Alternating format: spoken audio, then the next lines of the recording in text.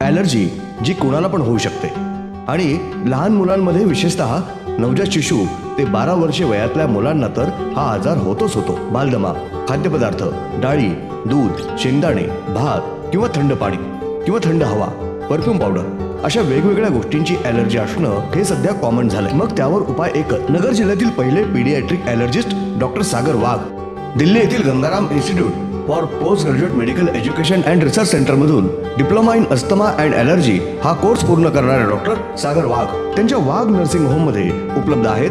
कोणत्याही प्रकारच्या ॲलर्जीवरील उपचार, skin prick test, spirometry, impulse oximetry या तपासण्यांसाठी नगर सोडून कुठेही जाण्याची गरज नाही. संपर्क करा डॉक्टर सागर वाघ आणि डॉक्टर मृणाल वाघ यांचे वाघ नर्सिंग होम, बालरोग, स्त्रीरोग आणि प्रसूती तज्ञ, प्रसूतीगृह and advance neonatal intensive care centre, Chanakya Chowk, hotel Vaibhav मागे, बुरुडगाव रोड, अहिल्यानगर. अयोध्या तो झाकी है, काशी मथुरा बाकी है. श्रीराम मंदिराच्या सोहळ्याच्या वर्षपूर्तीनिमित्त सकल हिंदू समाजाच्या वतीनं मल्हार चौकात आनंदोत्सव साजरा. अयोध्येतील श्रीराम मंदिर झाल्यानं 550 वर्षांनंतरचं हिंदूंचं स्वप्न पूर्ण. भागवत कुर्धणे. मागील वर्षी 22 जानेवारी या दिवशी अयोध्या येथे श्रीरामाचं भव्य मंदिर निर्माण झालं. हा सोनेरी दिवस अखंड हिंदुस्थानात मोठ्या उत्साहानं साजरा होतोय.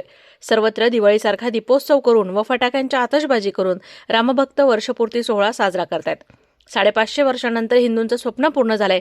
तरीही काही जिहादी वृत्तीचे लोक असं म्हणतात की आमचं सरकार आल्यावर आम्ही हे मंदिर परत पाडू. आता या हिंदुस्थानातील हिंदू जागा झालाय.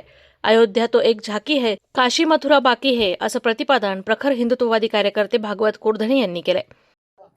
आज 22 जानेवारी 2025 गेल्या वर्षी 22 जानेवारी या दिवशी अखंड हिंदुस्थानाचे प्रभू श्रीरामाचे मंदिर अयोध्या येथे उभारलेलं होतं. तर आज 1 वर्ष पूर्ण या ठिकाणी झालेलं आहे.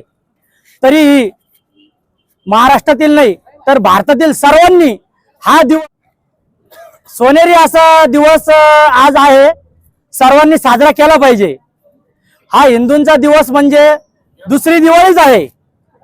तरी श्रीरामाचे मंदिर भव्य दिव्य असे त्या ठिकाणी आज प्राणप्रतिष्ठा झालेली आहे.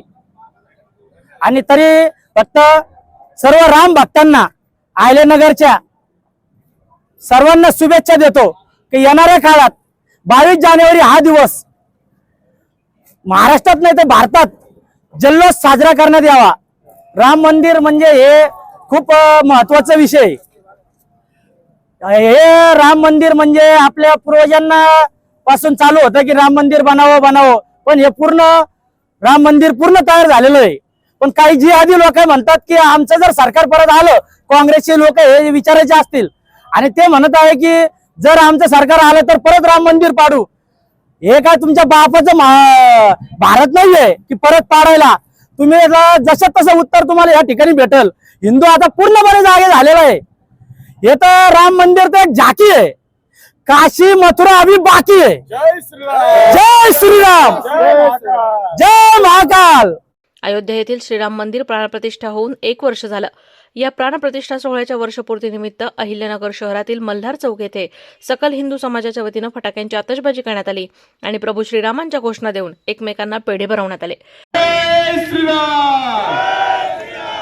पुण्यश्लोक छत्रपती श्री शिवाजी महाराज की, धर्मवीर छत्रपती श्री संभाजी महाराज की, भारत माता की, हिंदू राष्ट्र की, आर्य सनातन हिंदू धर्म की. जय श्रीराम, जय जय श्रीराम.